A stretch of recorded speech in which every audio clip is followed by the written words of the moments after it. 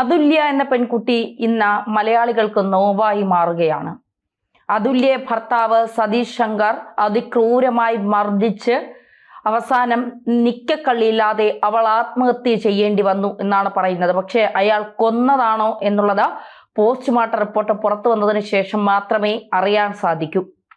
ഒരു സൈക്കോ പോലെയായിരുന്നു. അതായത് കുമ്പളങ്ങി നൈറ്റ്സ് എന്ന സിനിമയിൽ ഫഹദ് ഫാസിൽ അവതരിപ്പിച്ച ഷമ്മി എന്ന കഥാപാത്രം അതിനേക്കാൾ 100 ഇരട്ടി ഒരു സൈക്കോ ആയിരുന്നു സതീഷ് ശങ്കർ എന്നാണ് അതുല്യയുടെ വീട്ടുകാരും കുടുംബക്കാരും ഒക്കെ പറയുന്നത്.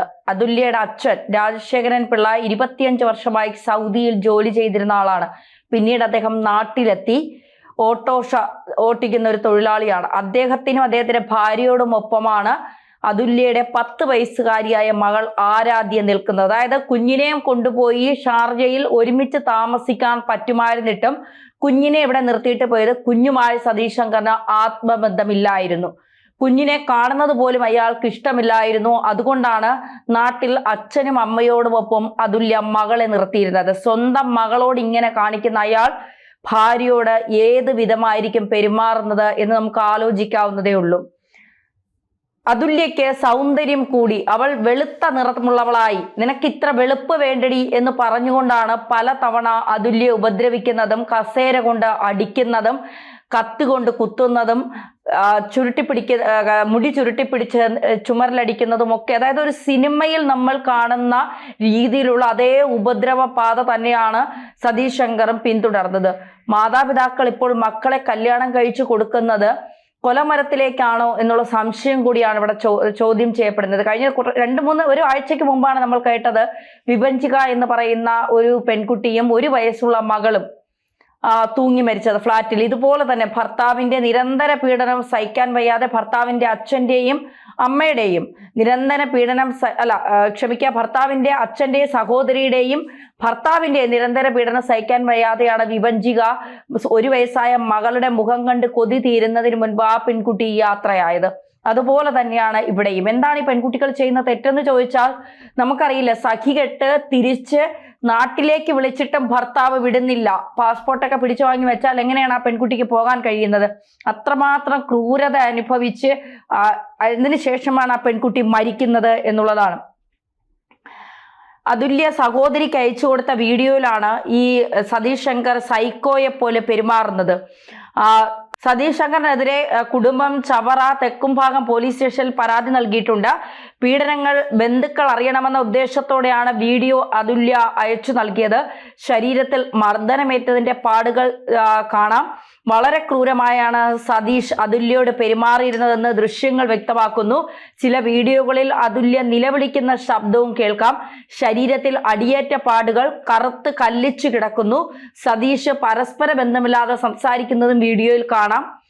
തേവലക്കര തെക്കുംഭാഗം കോയിവിള സ്വദേശി തട്ടാൻ വടക്കയിൽ അതുല്യ ഭവനിൽ അതുല്യ ശേഖർ 30 വയസ്സാണ് ഷാർജയിലെ റോളയിലെ ഫ്ളാറ്റിൽ മരിച്ച നിലയിൽ കണ്ടെത്തിയത്. വെള്ളിയാഴ്ച രാത്രിയാണ് സംഭവം.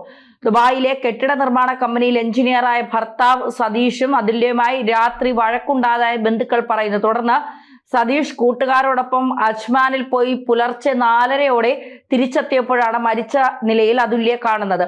വിവാഹം കഴിഞ്ഞ സമയം മുതൽ പ്രശ്നങ്ങളായിരുന്നു എന്ന് അതുല്യയുടെ സുഹൃത്ത് പറയുന്നു. വിവാഹം കഴിഞ്ഞപ്പോൾ മുതൽ പ്രശ്നങ്ങളും കാര്യങ്ങളുമാണ്.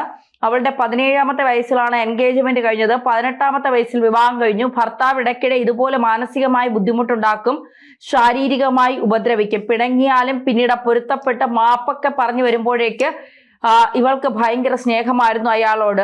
വേണ്ടാന്നുണ്ടെങ്കിൽ നമുക്ക് ഒഴിവാക്കാമെന്ന് അവളുടെ വീട്ടുകാർ പറഞ്ഞിട്ടുണ്ടായിരുന്നു. നാട്ടിൽ വന്ന് നിൽക്കുന്ന വീട്ടുകാർ പറഞ്ഞിട്ടുണ്ട്. പക്ഷേ പിന്നീട് ഇയാൾ വന്ന് ഇവളോട് ഒന്നും ഓർമ്മയില്ല, പറ്റിപ്പോയി എന്നൊക്കെ പറയുമ്പോഴേക്ക് പുള്ളിക്കാരി വീണ്ടും അയാളുടെ കൂടെ പോകും. ഇങ്ങനെയാണ് കൂട്ടുകാർ പറയുന്നത്.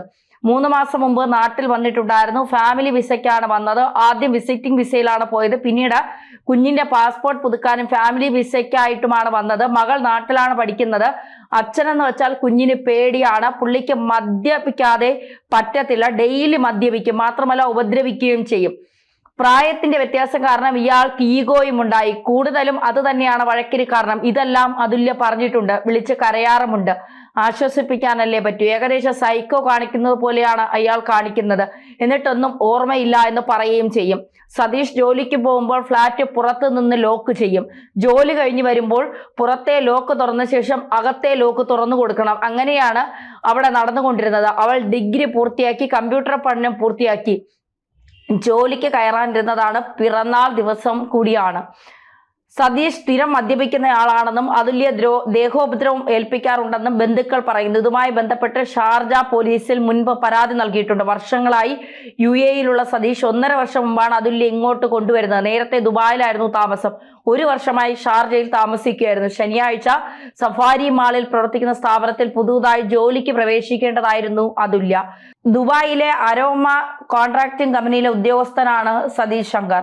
ഇയാൾക്ക് മാനസികമായി ചില പ്രശ്നങ്ങൾ ഉണ്ടായിരുന്നെന്നും ചില സ്ത്രീകളുമായി ബന്ധമുണ്ടായിരുന്നുവെന്നും ഈ പ്രായത്തിന്റെ വ്യത്യാസം ഇയാളെ വല്ലാതെ അലട്ടിയിരുന്നുവെന്നും ഇതൊക്കെ ഒരു കാരണമാണോ എന്നുള്ളതാണ്. ഇവനെയൊക്കെ എന്താണ് ചെയ്യേണ്ടതെന്നുള്ളതാണ്. ഒരു അച്ഛനും അമ്മയും പെൺമക്കളെ കല്യാണം കഴിച്ചു കൊടുക്കുന്നത് അവർ സന്തോഷത്തോടെ ജീവിക്കട്ടെ എന്ന് കരുതിക്കൊണ്ടാകും. പക്ഷേ ചില സ്ത്രീകൾ, ബോൾഡായിട്ടുള്ള സ്ത്രീകൾ ഇത്തരം ഉപദ്രവങ്ങൾക്കൊന്നും ഏറ്റി നിൽക്കാതെ തുടക്കത്തിൽ തന്നെ അവർ അതിൽ നിന്നൊക്കെ മാറി പിന്നീട് സ്വന്തമായി ജീവിക്കുന്നതൊക്കെ കണ്ടിട്ടുണ്ട്. പക്ഷെ ചിലർ ഈ മക്കളെയൊക്കെ ഓർത്ത് പോട്ടെ, പിന്നീട് ഇയാൾ വന്ന് കരഞ്ഞ് കാല് പിടിച്ച് മാപ്പൊക്കെ പറയുമ്പോൾ അത്തരത്തിൽ അങ്ങ് പോട്ടെ സാരമില്ല എന്ന് വിചാരിച്ചങ്ങ് വീണ്ടും വീണ്ടും ജീവിതത്തിലേക്ക് പോകുന്ന സ്ത്രീകളുണ്ട്. പല വിവാഹത്തിന് ശേഷം ഈ അവിഹിത ബന്ധങ്ങളിലും അത്തരത്തിൽ വച്ചുകൊണ്ട് സ്ത്രീകളെ ഉപദ്രവിക്കുന്ന ചില പുരുഷന്മാരുമുണ്ട്. മറ്റ് സ്ത്രീകളുമായി പ്രണയവും സെക്ഷൽ ആയിട്ടുള്ള അഡിക്ഷനും ഒക്കെ ഉണ്ടാകുമ്പോൾ വീട്ടിലിരിക്കുന്ന ഭാര്യയോട് സ്വാഭാവികമായി ഉണ്ടാകുന്ന ഒരു എന്താ പറയുക, ഒരു മാനസികമായ അടുപ്പമില്ലായ്മ, അത് ഏത് വിധേനയും തീർക്കുക. അവർ ഇട്ടിട്ട് പോകുമെന്ന പേടിയുമുണ്ട്. എന്നാൽ അവരെ വേണ്ടേ താനും. ഇത്തരത്തിൽ പ്രവർത്തിക്കുന്ന ചില നാണം കെട്ട പുരുഷന്മാരുണ്ട്. ആ വർഗത്തിലൊക്കെ വേണം ഇവനെയൊക്കെ പെടുത്താൻ എന്നുള്ളത്. കാരണം എത്രയൊക്കെ സ്ത്രീധനത്തിന്റെ പേരിൽ എത്രയെത്ര പെൺകുട്ടികളെ ഇല്ലാതാക്കുന്നു. പിന്നെ എന്താ പറയുക, സൗന്ദര്യം കൂടിപ്പോയി എന്ന് പറഞ്ഞ് പെൺകുട്ടികളെ മർദ്ദിച്ച് അവശയാക്കി പീഡിപ്പിച്ച് തീർക്കുന്നു. അങ്ങനെ എന്തെല്ലാം കാരണങ്ങൾ പറഞ്ഞുകൊണ്ടാണ്. എനിക്ക് വേണ്ടിയല്ല, അച്ഛനും കൂടി വേണ്ടിയാണ് നിന്നെ കല്യാണം കഴിച്ചത്, അച്ഛനും കൂടി വേണ്ടി നീ വഴങ്ങിക്കൊടുക്കണമെന്ന് പറഞ്ഞാണ് വിവഞ്ചികയെ രതീഷ് എന്ന് പറയുന്ന ആ പിശാച് മരണം വരെ അവളെ മാനസികമായും ശാരീരികമായും ഉപദ്രവിച്ചുകൊണ്ടിരുന്നത്. ലൈംഗിക വൈകൃതങ്ങളുള്ള ആളായിരുന്നു രതീഷ് എന്നാണ് വിവഞ്ചിക പറയുന്നത്. അതായത് അയാൾ ഈ ബ്ലൂ ഫിലിമൊക്കെ കണ്ടിട്ട് അതുപോലെ ചെയ്യണം എന്ന് പറഞ്ഞുകൊണ്ട് നിർബന്ധിക്കുകയും പിന്നീട് വലിയ രീതിയിൽ ആ പെൺകുട്ടി ഉപദ്രവിക്കുകയും ചെയ്യുമായിരുന്നു. ഇവിടെയും അത് തന്നെയാണ് സംഭവിച്ചത്. ഇയാളെ നാട്ടിൽ കൊണ്ടുവന്ന് ഇയാൾക്ക് ഏറ്റവും പരമാവധി ശിക്ഷ കൊടുക്കാമെങ്കിൽ, ഇപ്പോൾ ദുബായ് പോലുള്ള അല്ലെങ്കിൽ അറബ് രാജ്യങ്ങളിൽ ഇത്തരത്തിൽ ഒരു പരാതി പോയാൽ അത് ഏത് തരത്തിലേക്ക് അയാളെ ബാധിക്കുമെന്നുള്ളത് നമുക്കൊക്കെ അറിയാം. പോസ്റ്റ്മോർട്ടം റിപ്പോർട്ടിൽ ഇയാൾ കൊന്നതാണ് അതുല്യ എന്ന് വന്നാൽ ഇയാൾ പറയുന്നത് ഞാൻ പോയിട്ട് വന്നപ്പോൾ മരിച്ചു നിൽക്കുന്നതാണ് കണ്ടതെന്ന്. പക്ഷെ ശരീരത്തിൽ ഉപദ്രവിച്ചതിന്റെ പാടുകളുണ്ട്, മർദ്ദനമേറ്റതിന്റെ പാടുകളുണ്ട്. ഇതിനൊക്കെയുള്ള ഈ തെളിവുകൾ സഹിതം പിന്നെ അതുല്യ സഹോദരിക്ക് അയച്ചു കൊടുത്തു എന്നതിന്റെ വിവരങ്ങൾ പുറത്തു വരുന്നപ്പോൾ ഇതിന്റെയൊക്കെ അടിസ്ഥാനത്തിൽ ഈ രതീഷ് ശങ്കർ എന്ന് പറയുന്ന ഈ പിശാചിനെ, അങ്ങനെ തന്നെ പറയണം, ആ പിശാചിനെ തൂക്കിലേറ്റിയാൽ അതാണ് ഏറ്റവും വലിയ കാര്യം. ഇങ്ങനെയുള്ളവന്മാരെ ഒന്നും വെറുതെ വിടാനേ പാടില്ല എന്നുള്ളതാണ്.